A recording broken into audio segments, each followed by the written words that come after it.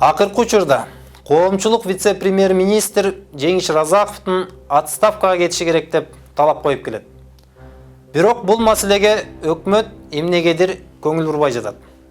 Бул өтө маанилүү маселе.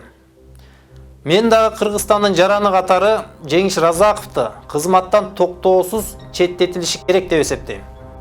Эмне үчүн? Кыргызстан коңшулар менен чек ара маселесин толук чечип бүтө элек. Ай сайын Өзбекстан, Тажикстан менен болгон чек арада жагымсыз окуялар болуп жатат. Чек арадагы чыр биздин жарандардын, өзгөчө Баткен областынын жашоочуларынын турмушунда ыңгайсыздыктарды гана жаратпастан, алардын өмүрүнө, ден соолугуна реалдуу коркунучту жаратып жатат.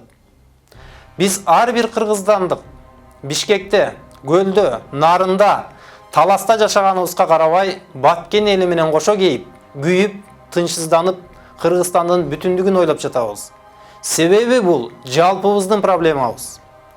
Баткендиктердин чек ара маселесине бийликтин көңүлүн буруга кылган аракетин бүгүнкү өкмөт, тагыраагы вице-премьер-министр Жеңиш Разаков кекелеп, чек ара проблемасына күйүп митингге чыккан адамдарды, акча менен уюштурулган митинг, алар акчага жалданып чыгарылган адамдар деп контрабандисттердин кызыкчылыгын коргогон адамдар катары көргөздү.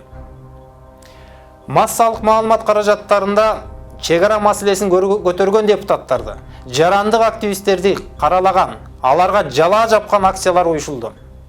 Кайсы бир убакта Разаков Тажикстандын абагына түшүп, жатып чыккан фактысын, ал боюнча Разаковдун өзүнүн берген түшүнүк катын жарыялап жиберген журналисттерге кысым көргөзүлүп, аларга кылмыш иши козголуп, үй камагына алынышты. Ушулардан улам мен мындай ойду айткым келет. Саясатта мындай бир сөз бар. Цезарьдын аялы ар кандай айың сөздөн, ар кандай шектен жогору болуш керек. Бул жазылбаган мыйзам. Эч ким Разаковду Кыргызстандын кызыкчылыгын саткан адам, Тажикстандын абагында жатканда алардын атайын кызматы менен кызматташкан, сатылып кеткен деп айыптай албайт. Бирок ал жагдай шек жаратат. Тажикстан менен болгон өтө татаал чек ара маселелери боюнча сүйлөшүү жүргүзгөн өкмөт мүчөсү андай шектен жогору туруш керек. Ал Тажикстан тараптын көзүнө тике карап, айбыкпай, Кыргызстандын таламын, кызыкчылыгын коргош керек.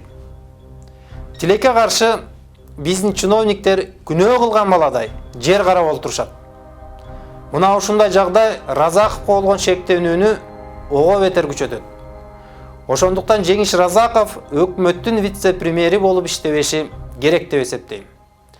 Чек ара маселелерин чечкен сүйлөшүүлөргө жакында жолотулбашы керек. Ал бул кызматтан кетиши керек. Ошондо гана элдин өкмөткө болгон ишеними арбыйт.